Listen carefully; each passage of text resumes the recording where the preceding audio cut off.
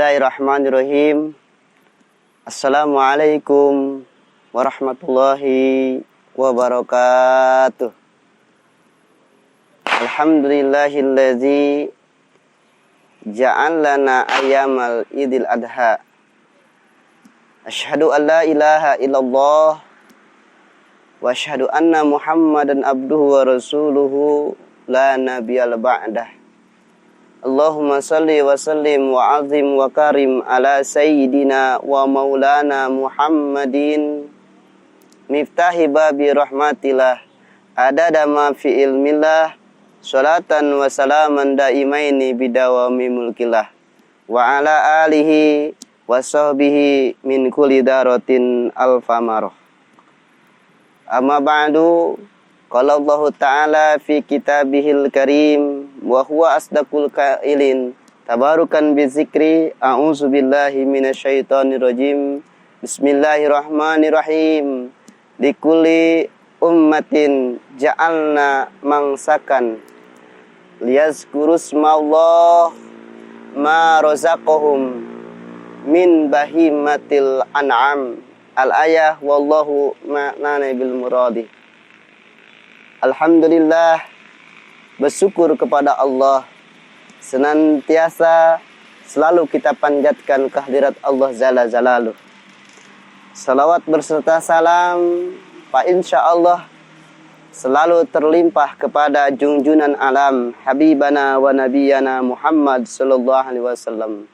Pemirsa, teman-teman jamaah Al-Borak di mana saja berada, Pak insyaallah ada dalam kesehatan jasmani dan rohani, diberikan oleh Allah panjang umur dan diberikan kesempatan untuk beribadah kepada Allah Subhanahu wa taala Jalla Jalaluh.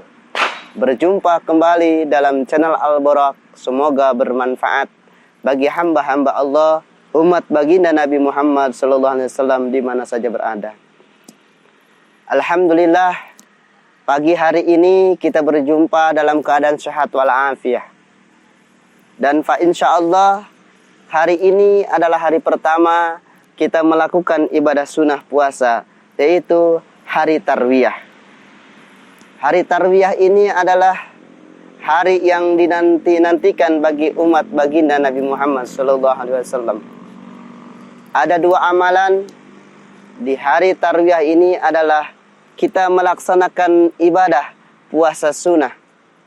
Hari ini kalau seorang hamba Allah umat baginda Nabi Muhammad sallallahu alaihi wasallam melakukan ibadah puasa sunnah, maka Allah akan dirikan di surga nanti, yaitu bangunan-bangunan yang sangat megah.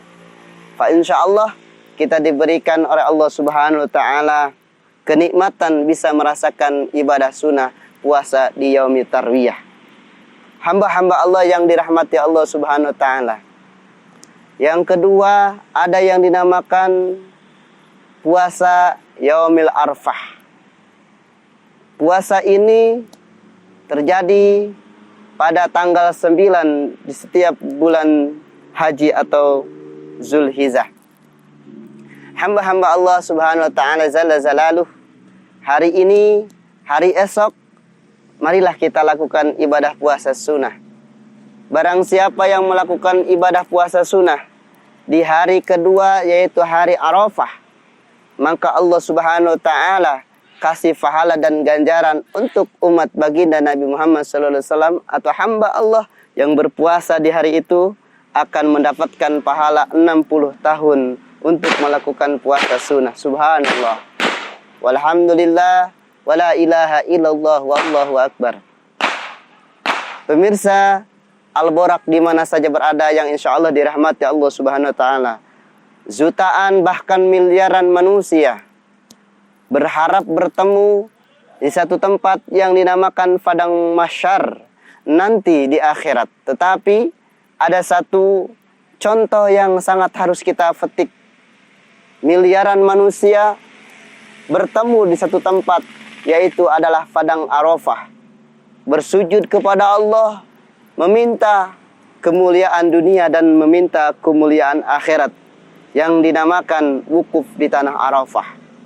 Pada saat itulah manusia, Allah Subhanahu wa taala terima seluruh amaliyah baiknya dan Allah ampunkan seluruh dosa-dosanya pada saat wukuf di padang Arafah. Kita sebagai hamba Allah pada kesempatan tahun ini, pada kesempatan hari yang akan datang, di bulan ini, di tahun ini, tidak bisa melaksanakan ibadah haji ke Baitullah dan wukuf di tanah Arafah.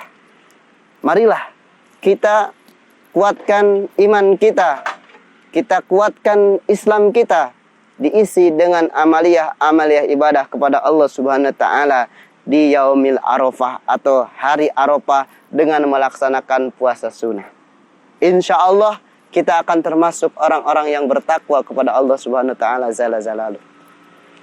Setelah saya mengutip tentang daripada kemuliaan, keindahan, keistimewaan hari-hari sebelum menjelang hari raya Idul Adha.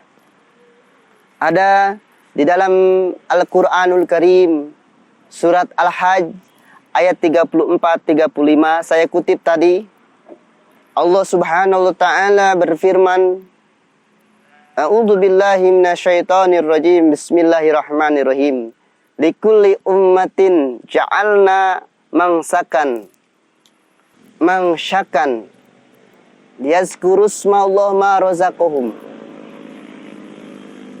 Dijadikan oleh Allah Subhanahu wa taala satu amalan yang sangat dicintai Allah, mangsakan, yaitu berkurban di hari raya Idul Adha. Mangsakan ma razaqahum, mengeluarkan sebagian rezekinya, min bahimatil an'am, untuk mengambil hewan ternaknya untuk dijadikan kurban. Subhanallah, inilah satu metode yang Allah Ta'ala Jalla Jalaluh berikan kepada umat baginda Nabi Muhammad SAW. Allah jadikan hamba-hamba Allah yang beriman mengeluarkan sebagian rezekinya untuk membeli hewan kurban. Yang insya Allah pada kesempatan hari ini kami buat YouTube channel Al-Borak Cikeas, berada di Cikeas, yaitu di tepatnya di Jalan Baru Multifungsi.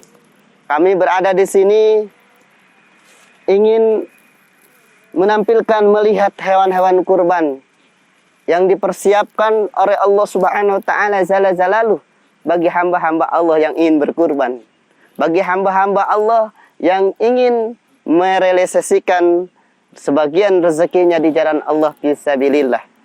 Ya Allah, inilah tipe-tipe hewan kurban yang sudah terpilih, yang insya Allah ini adalah menjadi syarat untuk diterimanya kurban kita oleh Allah Ta'ala Subhanallah Jalla Jalaluh. Hamba-hamba Allah yang dirahmati Allah Subhanahu wa taala, kita niatkan untuk berkurban, sehingga manusia ketika sudah meniatkan dirinya untuk berkurban, bahwasannya baginda Nabi Muhammad SAW pernah bersabda dalam satu riwayat hadisnya yang diriwayatkan oleh Imam Tirmizi radhiyallahu anhu. Baginda Nabi Muhammad SAW berpesan para sahabat-sahabatnya, diriwayatkan oleh Imam Tirmizi dalam satu hadisnya. Beliau bersabda, Man amila libnu adama yauman nahar habba ilallah. Man amila, tidak ada satu amalan yang sangat dicintai oleh Allah yaumin nahar, dalam hari raya Idul Adha, adalah berkurban atau menyembelih hewan kurban. Subhanallah, hamba-hamba Allah yang dirahmati Allah Subhanahu wa taala. Marilah harta-harta kita yang bertumpuk, yang banyak, yang kita sudah kumpulkan, bahwasannya pada kesempatan tahun ini marilah kita keluarkan untuk bisa berkurban atas nama Allah Subhanahu wa taala. Ati'ullaha wa atir Rasul. Marilah kita ikutin daripada aturan Allah dan aturan Rasulullah sallallahu alaihi wasallam. Dengan begitu, mutmainah, kita akan mendapatkan satu tempat yang tenang, jiwa yang senang, dan kita mendapatkan pujian dari Allah Subhanahu wa taala jalla jalaluhu. Hamba-hamba Allah yang dirahmati Allah Subhanahu wa taala, dengan momentum kita melakukan ibadah, yaitu mengeluarkan infak sebagian rezeki kita untuk membeli hewan kurban. Sebagaimana kita sudah paham dan kita sudah tahu yang dinamakan cerita Nabiullah Ibrahim alaihissalam.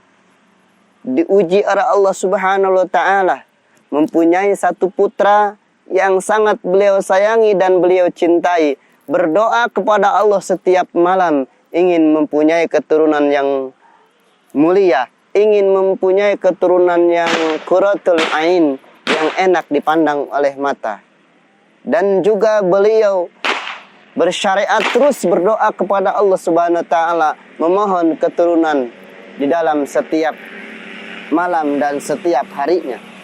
Karena beliau mempunyai satu yang dinamakan istri Siti Hajar radhiyallahu anha, yang beliau usia 60 tahun bisa diberikan oleh Allah Subhanahu wa taala seorang putra yang mulia, yaitu Sayyidina Ismail alaihissalam. Hamba-hamba Allah yang dirahmati Allah Subhanahu wa taala, senangnya Nabiullah Ibrahim dianugerahkan seorang putra yang mulia, yaitu yang dikasih nama Ismail. Dan pada saat beliau lagi senangnya, lagi lucunya, lagi eloknya, Allah memerintahkan untuk mengorbankan putranya yang dia sayangi. Subhanallah, terjadilah dialog yang mulia di dalam Al-Quran, bahwa Nabiullah Ibrahim mengisyaratkan mimpinya untuk memotong anaknya.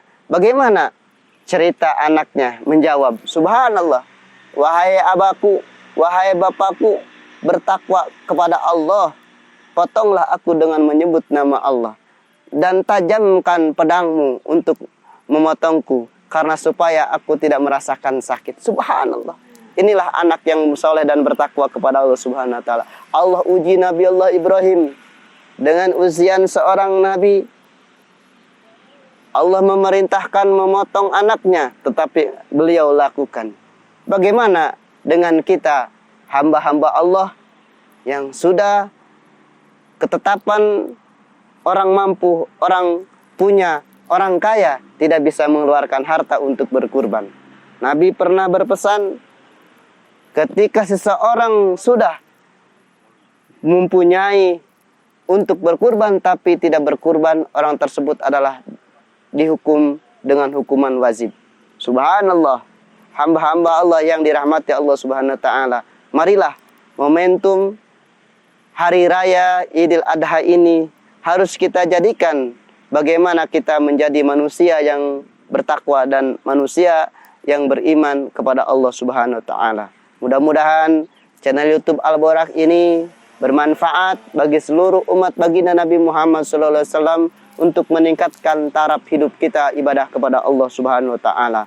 Insyaallah amaliyah kita ini akan dicatat oleh Allah Subhanahu wa taala amaliyah yang diterima, dan insyaallah kita mendapatkan kebahagiaan dunia dan akhirat. Amin ya Allah ya rabbal alamin.